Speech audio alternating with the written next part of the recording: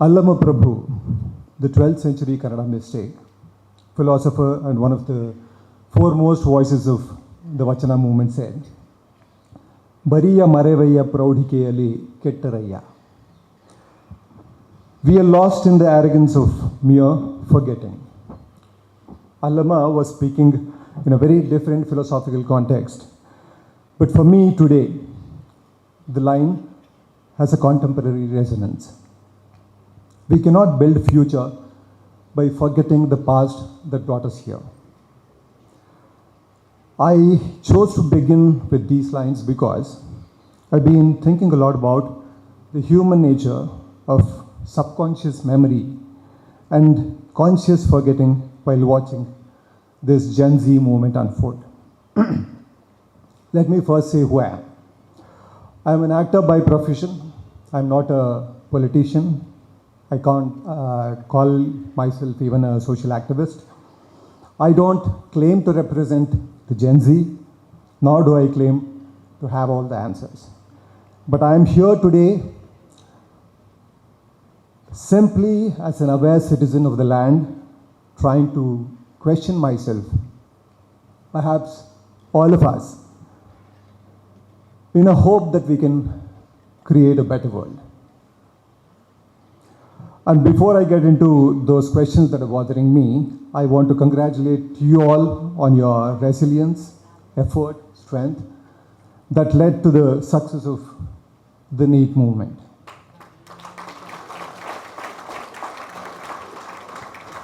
I'm really proud that you held the focus till the end. You gave us all hope in times of despair. I really mean it. And here are some of those questions that have been bothering me. I actually joined this movement a little late. I was a bit skeptical. And I've been asking myself why. The honest answer is, I saw that within the movement, there was a resistance to memory, at least on the outlook. I wanted to participate in the anger over the paper leak. I wanted to stand with the students whose years of preparation, money, dreams, futures were being put at risk by a failing system. But I also felt that there was an uncomfortable tendency to avoid mentioning a particular name, a particular issue, a particular person, a particular incident, a certain part of history, trying hard to keep the movement restricted only to paper leak. I understood the practical argument. I even understood the fear behind it. Because when a movement becomes very large and threatens the establishment, there is always a danger that the establishment will try and divide it. But I began to wonder, if we deliberately erase parts of our memory in order to make a movement large, what exactly are we building? Are we building something without a foundation? I understand that a large movement naturally wants to become acceptable to everyone. It wants to sound practical. It wants to be inclusive and tries to become the voice of a vast majority. That is understandable. But there is the danger. Sometimes in the desire to become a voice of the majority, we begin removing everything that might make someone uncomfortable. For example, there was an objection to taking the names of Umar Khalid and Sharjeel Imam.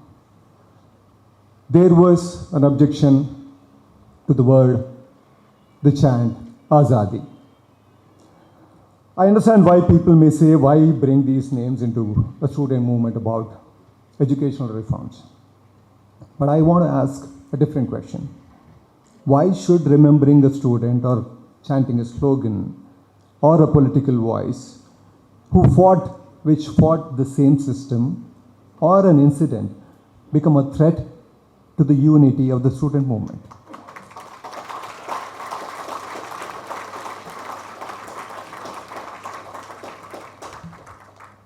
If our idea of unity requires us to forget certain people, certain communities, certain histories, then perhaps we need to examine what kind of unity we are creating.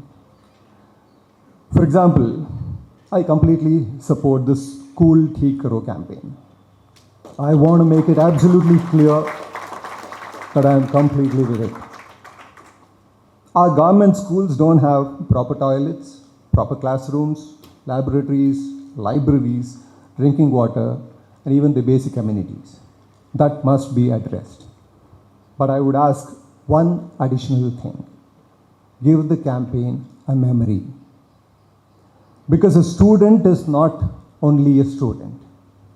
Every student enters the classroom carrying a social history. He or she may carry a caste identity, a religious identity, a gender identity, an economic identity, a religious identity, a history of privilege, or a history of discrimination. We have not abolished caste. We have not abolished religious discrimination. We have not abolished patriarchy or economic inequality. So when we say a student is only a student, we may be saying something beautiful as an aspiration. But we cannot pretend that it is already our social reality. If a Dalit child and a privileged upper caste child walk into the same classroom, they may occupy the same bench, but they do not necessarily arrive there carrying the same social history. It is the same with a Muslim and a Hindu child or a Christian child. If a girl and a boy enter the same classroom, they may receive the same textbook, but they do not necessarily experience the same world. So yes, School Thi Karo is good, but let's also ask society Thi Karo. Discrimination Thi Karo. Inequality Thi Karo. Institutional prejudice Thi Karo. And thanks to the brilliance of RSS and BJP, we now have the question of reservation. I'm really disturbed by the emergence of Reservation Hatao campaign around a student movement that began with the question of fairness and accountability. We know how movements are broken. When a movement becomes powerful, you don't always have to attack it directly. Sometimes you change the subject. You introduce a new fault line. You make one group feel that the other group is taking away something from you. You turn the student versus system into student versus student. You turn accountability into caste versus caste. You turn a common struggle into competing identities.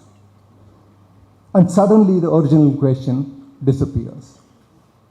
History is full of movements being divided by introducing new conflicts into an existing struggle. A lesson from history is simple.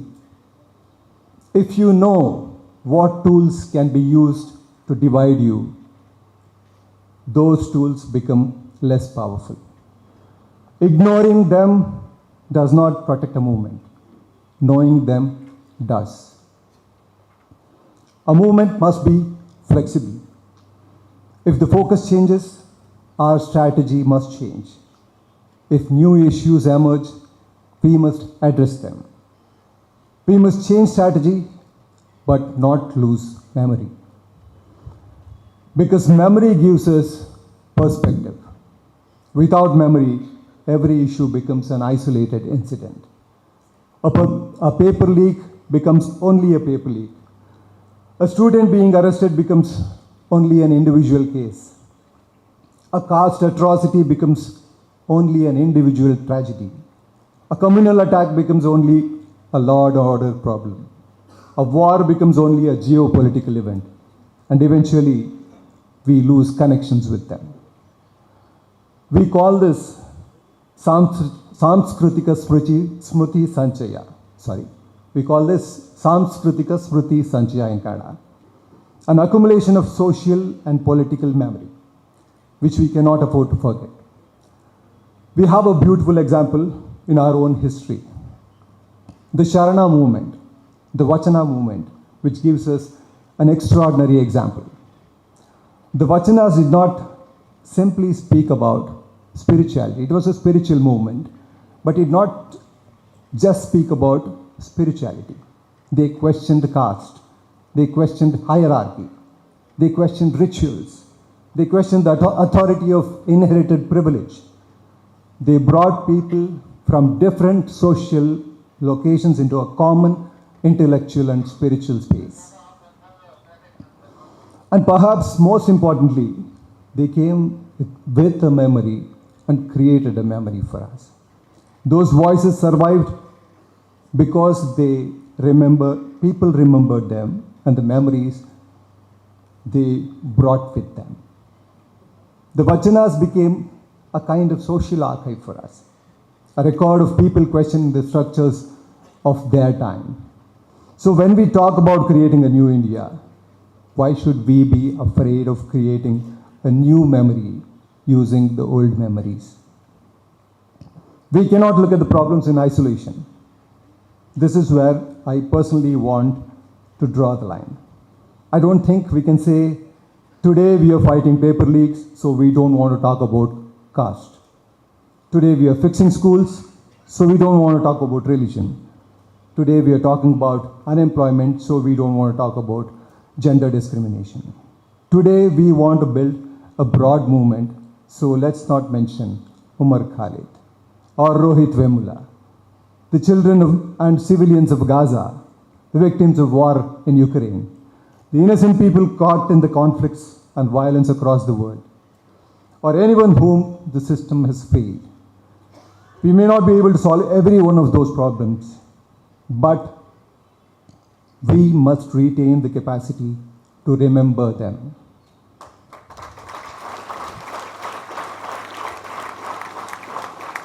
Because the moment we decide that somebody else's suffering is inconvenient to our movement, we have already begun compromising on the values that brought us into this movement. So how do we fight this divide?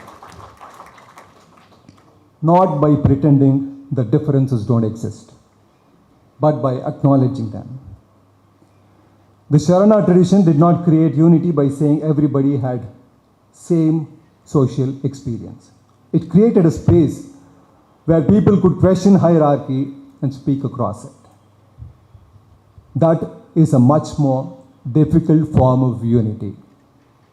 I'm really proud that you guys have achieved that difficult form of unity. Thanks to Neha to have taken that difficult route.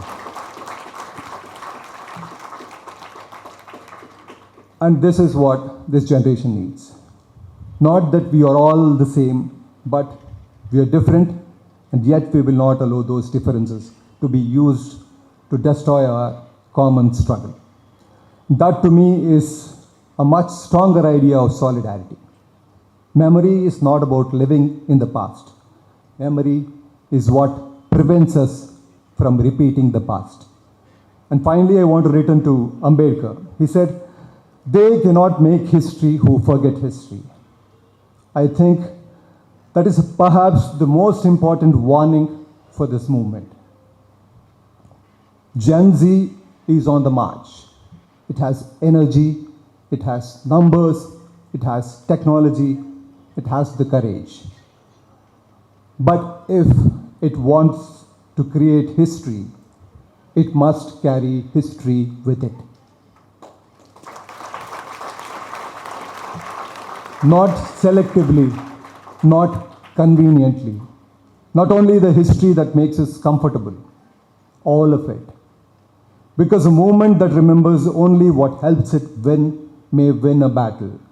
But a movement that remembers the struggles, injustices, and mistakes that brought it here can change the history. Inqilab Zindabad.